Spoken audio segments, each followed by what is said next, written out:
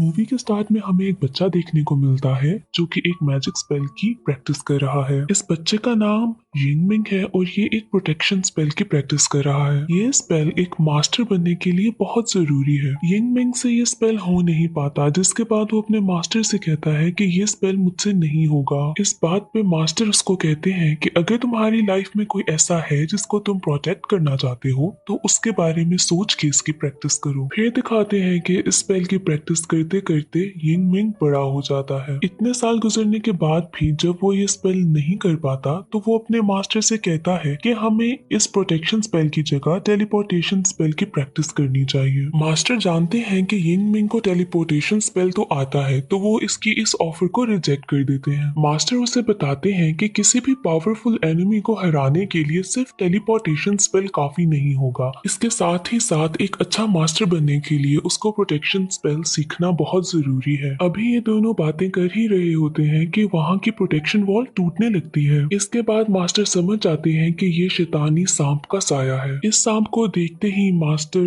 यिंगमिंग को किसी दूसरी डायमेंशन में ट्रांसपोर्ट कर देते हैं और इसके बाद अपने 3 गार्डियन स्पिरिट्स को बुलाते हैं। ये तीनों गार्डियन स्पिरिट्स यहाँ मास्टर की हेल्प करने के लिए आते हैं। यहाँ 2 गार्डियन स्पिरिट्स उस प्रोटेक्टिव वॉल को बचाने की कोशिश करते हैं और एक गार्डियन स्पिरिट मास्टर को प्रोटेक्ट करती है, पर इन 3 गार्डियन स्पिरिट्स की हेल्प का कोई फायदा नहीं होता और प्रोटेक्टिव वॉल टूट जाती है। इतने में वहाँ पर यिंगमिंग बाकी स्टूडेंट्स को लेकर पहुंच जाता है। वो सांप इन सब पे हमला करने ही वाला होता है कि मास्टर जी सब स्टूडेंट्स को कहते हैं कि वो प्रोटेक्शन स्पेल यूज करें। जहाँ बाकी स्टूडेंट्स प्रोटेक्टिव स्पेल इस्तेमाल करने लगते हैं, यिंगमिंग मास्टर की बात नहीं सुनता और टेलीपोर्टेशन स्पेल यूज करने लगता है। यहाँ सांप यिंगमिंग पे अपना जहरीला अटैक करने ही लगता है। मास्टर यिंगमिंग के सामने आके उसको बचा लेते हैं। यहीं दूसरी तरफ मास्टर का एक गार्डियन स्पिरिट खुद को सैक्रिफाइस करके सांप को मार देता है। अब यिंगमिंग अपने मास्टर की डेथ से बहुत परेशान है और बहुत ही ज्यादा दुखी कि उसकी वजह से उसके मास्टर के पूरे जिस्म में जहर फैल रहा है। मास्टर मरने से पहले यिंगमिंग को इस सांप की सच्चाई बताते हैं। वो बताते हैं कि कैसे 300 साल पहले इंसानों की ही लालच की वजह से ये सांप जन्म लेता है। इस सांप को कैद करने के लिए 4 मास्टर सामने आए थे जो मिल के इस सांप को इंपीरियल सिटी में कैद करते हैं, जो कि अब भी इंपीरियल सिटी की रानी की बॉडी में कैद है और उसकी प्रोटेक्शन 4 स्टोन गार्डियंस करते हैं और वो फिलहाल स्टैचू की शक्ल में सोए हुए हैं। ये है dragon statue, turtle statue, bird statue और टाइगर स्टैचू। और जब भी ये सांप वहां से निकलने की कोशिश करेगा तो 4 मास्टर्स को जाकर इन 4 स्टैचूज को जगाना होगा। वहां दूसरी तरफ दिखाते हैं कि इंपीरियल सिटी की क्वीन अब बहुत ही ज्यादा परेशान हो गई है क्योंकि उसको पता चल गया है कि शैतानी सांप जाग चुका है। अब यिंगमिंग इंपीरियल सिटी में आ पहुंचा है। वहां उसको गेट पर एक आदमी नजर आता है जो कि एक बांसुरी बजा रहा होता है। ये असल में एक मास्टर है और इसका नाम है बुया। तभी इनको एक और मेलोडी की आवाज आती है जिनका ये दोनों मिलकर पीछा करने लगते हैं। काफी देर पीछा करने के बाद उनको पता चलता है कि ये मेलोडी बेसिकली एक डीमन यानी कि शैतान बजा रहा है। बुया उससे पूछता है कि तुम्हारी हिम्मत कैसे हुई ये बांसुरी चुराने की, क्योंकि ये बांसुरी हमारे राजा की है। यहाँ ये डीमन इनको बताता है कि जब उसकी दोस्त जिंदा थी तो वो महल में गाने गाया करती थी और वो अक्सर इसी धुन को बजाया करती थी। मुझे बस उसकी याद में ये धुन सुननी थी। बुया को शैतानों से सख्त नफरत थी। यहाँ पर वो शैतान को मारने ही वाला होता है कि यिंगमिंग उसको बचा लेता है। यहाँ यिंगमिंग बुया को बताता है कि ये एक डीमन तो जरूर है पर इतना भी कोई बुरा नहीं कि तुम उसको मार दो। बुया यिंगमिंग से कहता है कि ये एक शैतान है और बहुत बुरा है, इसको अच्छाई और प्यार के बारे में क्या पता। यिंगमिंग कहता है कि क्यों नहीं, इसको क्यों नहीं पता होगा। इन्हीं बातों की वजह से यिंगमिंग और बुया में लड़ाई हो जाती है। लड़ाई में यिंगमिंग उसको हरा देता है जिसके बाद बुया वहां से चला जाता है। बेसिकली बुया को इंपीरियल सिटी में उसी सांप से लड़ने के लिए बुलाया गया था क्योंकि वो उन मास्टर्स में से एक मास्टर था, लेकिन ना यिंगमिंग को इस बात का पता होता है और ना ही बुया को। इसके बाद वो डीमन यिंगमिंग से कहता है कि मास्टर जी आप मुझे अपना गुलाम बना लें। अब यिंगमिंग इस डीमन को अपना गार्डियन स्पिरिट बना लेता है और इसका नाम रख देता है किलिंग स्टोन। अब नेक्स्ट सीन में हमें क्वीन का महल दिखाते हैं जहाँ पर 3 मास्टर जमा हो चुके हैं, यिंगमिंग, बुया और यांग यांगपिंग, बट चौथा मास्टर हांगरू यहाँ पर अब नहीं है। और यहाँ पर ही यिंगमिंग और बुया को पता चलता है कि ये दोनों मास्टर्स हैं। यहाँ पर यिंगमिंग की महल के प्रीस्ट से भी मुलाकात होती है, जो कि वहाँ की रानी का बॉडीगार्ड भी है। ये प्रीस्ट इनको बताता है कि गार्डियन एंजल्स को जगाने के लिए रिचुअल कल किया जाएगा और ये लोग आज आराम करने के लिए जल्दी सो जाएं। यहाँ यिंगमिंग देखता है कि इस प्रीस्ट की शक्ल उसके मास्टर से बहुत ज्यादा मिलती है। अब नेक्स्ट सीन में दिखाते हैं कि सुबह इन सब मास्टर्स की मुलाकात प्रिंसेस से होती है और इनको पता चलता है कि सफर के दौरान चौथे मास्टर हांगरू को किसी ने मार दिया है और अब ये मास्टर्स इस बात को डिस्कस करने के लिए रानी के पास जाते हैं। अब यहाँ पर रानी पर्दे में रहने वाली है, जो कि सिर्फ पर्दे के पीछे से ही ऑर्डर देती है। रानी यहाँ पर बहुत ही ज्यादा परेशान और गुस्से में आती है कि इतने ज्यादा इम्पोर्टेंट रिचुअल को करने से पहले ही किसने चौथे मास्टर को मार दिया। अब इसके बाद वो रानी सारे रिचुअल की जिम्मेदारी प्रिंसेस को दे देती है। वो साथ ही मास्टर हांगरू की मौत की इन्वेस्टिगेशन करने का ऑर्डर देती है और अपने महल के प्रीस्ट को कहती है कि वो फोर्थ मास्टर बन जाए। अब इसके बाद वो चारों मास्टर्स रिचुअल स्टार्ट कर देते हैं, जिसके दौरान ही प्रिंसेस के ऊपर कोई डीमन अटैक करता है। यहाँ पर यिंगमिंग प्रिंसेस को बचा लेता है और बुया उस डीमन की स्पिरिट से रिचुअल को कंप्लीट कर देता है। इसके बाद चारों गार्ड सोन्स जागने के लिए तैयार थे। अब यहाँ पर अचानक से आसमान का रंग बदलने लगता है। इस मौसम के बदलाव से यिंगमिंग और बुया समझ आते हैं कि किसी डीमन ने उन पे फिर से अटैक किया है। इसके बाद ये दोनों प्रिंसेस के रूम की तरफ भागते हैं, जहाँ पे वो लोग जाके देखते हैं कि प्रीस्ट मास्टर योंग ही से लड़ रहा है। प्रीस्ट का कहना था कि मास्टर लोंग ही क्वीन को मारना चाहते हैं, पर लोंग ही इस बात पे इनकार कर देती है। इसके बाद इन चारों की लड़ाई शुरू हो जाती है। इस लड़ाई के दौरान लोंग ही हे डीमन के हाथों मारी जाती है, पर मरने से पहले लोंग ही यिंगमिंग को रानी के बारे में कुछ बताती है, पर ये बात अच्छी तरीके से यिंगमिंग नहीं सुन पाता। अब अगली सुबह बुया और यिंगमिंग मिलते हैं, जहाँ बुया उसको बताता है कि उससे प्रीस्ट पर शक है, लेकिन यिंगमिंग का कहना कुछ और है। वो बताता है कि उसको उल्टा रानी पर ही शक है। यहाँ ये दोनों एक दूसरे के अगेंस्ट होकर ही अपनी अपनी इन्वेस्टिगेशन शुरू कर देते हैं। अब यिंगमिंग अपने रूम में जाता है तो देखता है कि प्रिंसेस उसकी सॉर्ड को चुराने की कोशिश करी है। ये वो सॉर्ड है जो कि मास्टर ने यिंगमिंग को दी थी और इसी सॉर्ड से उस सांप को मारा जा सकता था। यहाँ यिंगमिंग प्रिंसेस से पूछता है कि वो उसकी सॉर्ड को क्यों चुरा रही थी, बट इससे पहले कि प्रिंसेस यिंगमिंग को कुछ बताती, वहाँ हेयर डीमन आकर प्रिंसेस पे हमला कर देती है। यहाँ ये हेयर डीमन यिंगमिंग को बताती है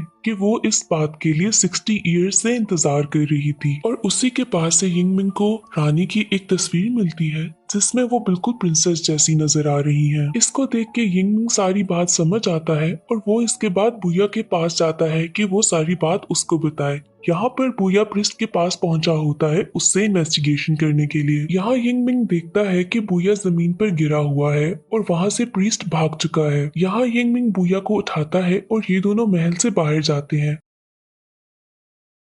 वहाँ पर उनको प्रिंसेस और प्रीस्ट दोनों मिलते हैं। बुया प्रिंसेस से पूछता है कि उसने और प्रीस्ट ने रानी को धोखा क्यों दिया। यहाँ पर यिंगमिंग उसको बताता है कि ये प्रिंसेस नहीं बल्कि रानी ही है, यानी कि प्रिंसेस ही रानी है और रानी ही प्रिंसेस है, और जिसको उन्होंने पर्दे में देखा था वो रानी नहीं बल्कि रानी का स्टैचू था जिसको प्रीस्ट कंट्रोल कर रहा था। आखिर ये सब कुछ चल क्या रहा है? तो बात दरअसल ये है कि जब उस सांप ने इंपीरियल सिटी पे हमला किया था तो उन 4 मास्टर्स ने सांप को हरा दिया था, जिसके बाद रानी यानी कि प्रिंसेस यांगपिंग ने उस सांप को अपनी बॉडी में कैद कर लिया था, जिसके बाद वो इमॉर्टल हो गई और उसके बाद से उनकी उम्र नहीं बदली। अब रानी को उस सांप को अपने अंदर कैद करने के लिए खुद को भी इंपीरियल सिटी में कैद करना था और वो कभी भी अपने महल से बाहर नहीं जा सकती थी। तो अब इतने सालों से महल में रह रहकर प्रिंसेस को नाउमीदी सी होने लगी थी और वो बहुत ही ज्यादा उदास हो गई थी। इसके बाद महल में आते हैं यिंगमिंग के मास्टर,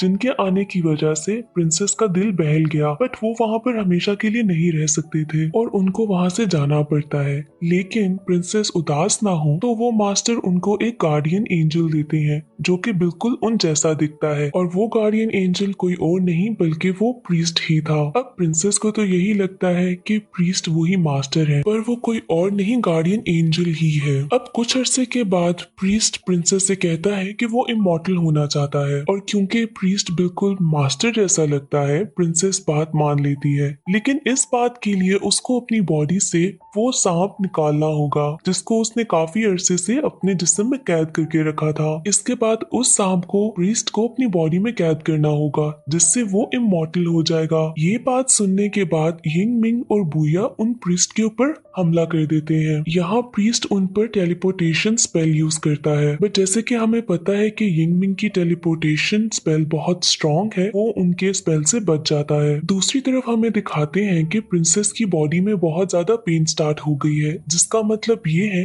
कि वो सांप उनकी बॉडी से निकलने वाला है। अब सांप के निकलते ही प्रिंसेस मॉर्टल हो गई है। इसके बाद वो सांप प्रीस्ट की बॉडी में चला जाता है जिससे वो प्रीस्ट अब इमॉर्टल हो चुका है। देखते ही देखते प्रीस्ट एक बड़े जहरीले सांप में बदल जाता है और वो अब इंपीरियल सिटी को तबाह करने लगा है। इसके साथ ही साथ वो 4 गार्डियन स्टोन्स एक्टिवेट हो गए हैं, जिसके बाद वो अब पूरी इंपीरियल सिटी के बाहर एक प्रोटेक्टिव लेयर बनाने लगे हैं ताकि वो स्नेक वहां से बाहर ना निकल सके। पर यहाँ पर एक गार्डियन स्टोन एक्टिवेट नहीं होता जो कि एक बर्ड है। अब ये बर्ड इसलिए एक्टिवेट नहीं हुआ था क्योंकि रिचुअल के दौरान प्रीस्ट ने जानबूझ के उसको एक्टिवेट नहीं किया था। अब इसके बाद यिंग मिंग अपने 3 गार्डियन स्पिरिट्स को बुलाता है ताकि वो उनकी मदद कर सके। अब इनमें से एक गार्डियन स्पिरिट तो यिंग मिंग के सामने एक प्रोटेक्टिव वॉल बनाता है ताकि यिंग मिंग को कुछ ना हो और बाकी 2 उस सांप से लड़ने लगते हैं। अब यहाँ पर हमें बहुत ही ज्यादा हैवी फाइट देखने को मिलती है। जब सिचुएशन बहुत ही ज्यादा आउट ऑफ कंट्रोल होने लगती है तो यहाँ पर प्रीस्ट खुद सामने आता है ताकि वो खुद लड़ सके। यहाँ पर प्रीस्ट उन गार्डियन स्पिरिट्स को मार देता है। यहाँ पर बुया को डर होता है कि ये सांप कहीं इंपीरियल सिटी से बाहर ना निकल जाए। यहाँ पर दिखाते हैं कि वो प्रोटेक्टिव वॉल कंप्लीट हो चुकी है जिसने पूरी इंपीरियल सिटी को कवर कर लिया है। यहाँ पर बुया किसी न किसी तरीके से अपनी बॉडी से उस बर्ड स्टैचू को जगा लेता है और अब वो खुद वो बर्ड बन चुका है। जिसके बाद वो प्रीस्ट के पास जाता है और उनसे लड़ता है।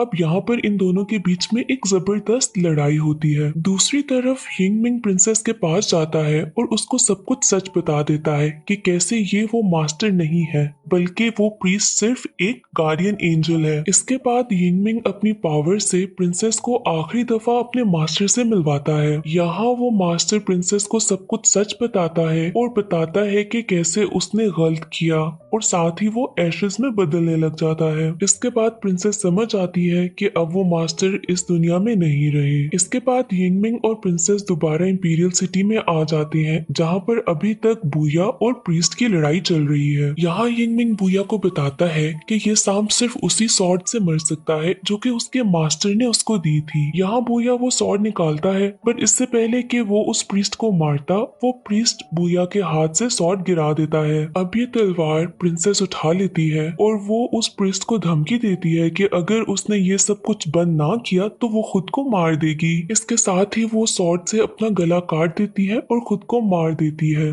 ये देखते ही प्रीस्ट बहुत ही ज्यादा टूट जाता है क्योंकि वो काफी अरसे से प्रिंसेस के साथ था और ये दोनों बहुत क्लोज हो चुके थे। अब इस बात का फायदा उठाते हुए बुया इस प्रीस्ट पे हमला करता है। यहाँ पर सांप के साथ साथ प्रीस्ट दोनों मर जाते हैं और इस तरह से प्रोटेक्शन वॉल खत्म होने लग जाती है और इसके साथ ही यहाँ पर मूवी भी एंड हो जाती है।